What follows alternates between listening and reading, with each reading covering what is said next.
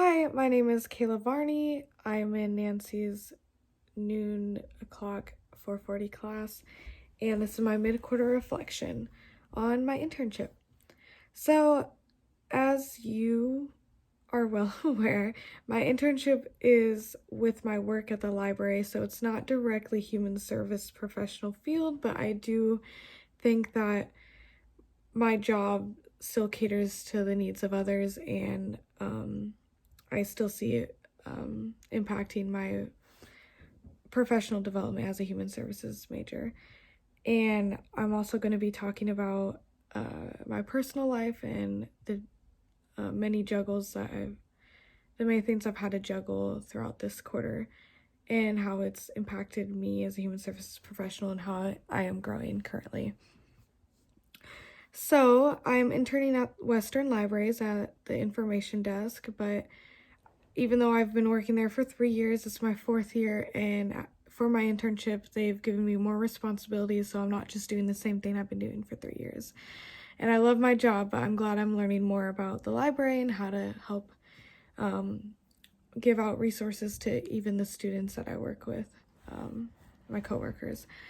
So I am technically an information desk lead, and this quarter I've been helping train my coworkers, the new people especially, and I've been updating this resource called the LibGuides that is for information desk attendants, and they go to LibGuides to find direct resources that they can give to other patrons in the library or things that they could utilize as well, just in terms of knowing hours of certain parts of the library, such as the research writing studio, tutoring center, or just finding information on other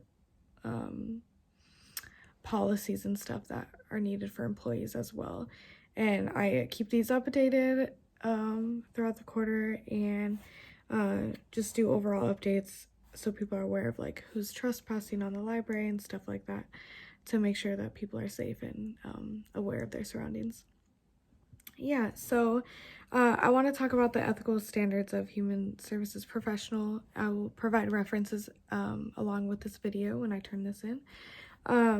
So there's this line that stands out to me on this webpage, and it says, "The fundamental values of the human services profession include respecting the dignity and welfare of all people, promoting self-determination, honoring cultural diversity, advocating for social justice, and acting with integrity, honesty, genuineness, and objectivity."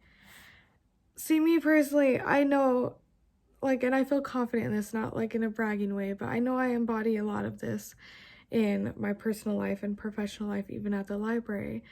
And that at the library, even though it's not specifically human service professional field, it does deal with humans personally and how to provide them with resources and give them what they need. But it's directly, I'm working not with necessarily a certain population besides college students. We do get interesting amounts of people, such as on weekends we get a lot of homeless people that come into the library, so it's not just college students, and we do try and help people out in any way possible. And even though we're just an information desk, we do try and provide other resources, as I've been previously trained in suicide prevention and other stuff throughout the years. And so we do take our job as an importance to community. And in this, I do think that we do advocate for people, just as an employee working at Western itself really tries to provide positivity and a voice for students, which I really value, and I'm glad I am here. So yeah, I'm thankful that that's a part of my job at the library, but I think if I were to do this self-reflection, mid-quarter self-reflection right, I do want to note that I am a new mother, and I am juggling school, work, and being a mom. And so it is a lot, but I do see the ways in which becoming a mother has provided me with more of like more skill set so that I can embody the human service professional better, as I am caring for a whole nother being while also being objective in school, trying and not allowing my biases to get in the way all the time. But at the same time, as a human services professional, I think it's important for us to use our personal experiences in a way that can help us see the world better and more understanding. And I think being a mom has really helped me grow as an individual and a professional. Something along with my personal life is that I do have a baby brother. He just turned 6 2 days ago, and he was recently adopted by my case manager from when I had a case manager in high school. And she's been taking care of my baby brother for 3 years now, and he used to live with my mom, who was a drug addict, and because of this he struggles with trauma, and because of it I struggle with past trauma as well. And like, I've had the opportunity to be a part of my brother's life, and my case manager, her name is Sheila's, her life as well, and seeing the adopted kid process, and just seeing how like trauma has affected his life. And pretty soon I'm going to take like a trauma class directed towards children, just so that I can better help support Sheila and my brother when I come over, because right now I'm not allowed to stay the night because there's some things that trigger him and stuff like that. And she, as an amazing mother she is, she wants me to be aware of those things before I go back and be a part of his life fully. And so she's gonna send me like resources, and I would have to pay for this class to understand that. And along with that, I'm taking a trauma-informed class for human services. And the reason why I mention all this is because I think it's important in how it affects human services and my internship and just who I am and growing as an individual. And something that I've learned through the trauma-informed care class is that something that's super important for individuals is to have someone that cares about them.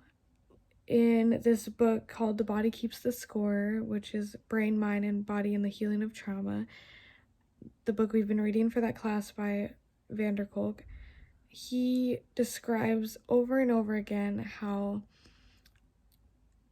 something that helps traumatized individuals specifically is just having someone to trust, having an adult person in their life that provides a safe space where they can heal and like trust someone again. Like, that's super important. And people who have high ACE scores, what prevents them into going to jail later in life would be a strong role model in their life, someone older, and that could be whoever in their life. And I'm not exactly where I want to go yet in the human services field. It would most likely be with foster children, because I was a foster child when I was a kid once. And because of that, and because of my life as a mom, I see the need for people to have someone in the human services professional be caring and be someone that they can come to whenever they need to, but with healthy boundaries, of course, and all of that. And like, I am so thankful that I've learned all that, and I wish to grow in that and be that for someone, as Sheila, my case manager, was for me when I was growing up. And how I relate that back to my work is that there's been a few experiences where I'm teaching other employees who are new how to just be a part of the library, but I've also been a resource for them because they're also work study, so they've come from like places of trauma as well. A couple, not all of them, but they've grew up in poor areas as well. And I think just being able to connect with them on a personal level at my work, I've been able to hear them open up about their lives and just be someone that they can lean on, and also teach them the ways of the work, and yeah, get them progressing in life. So yeah, all in all, this quarter so far has been very eye-opening. I see myself growing stronger, and I see myself being more firm in who I am, and as a mother, and as an employee, and as a human services professional. And I think that everyone should have this experience, and I'm glad that I do. I mean, I wouldn't wish everyone to like get pregnant in college, because that's very difficult, but you get where I'm going with that.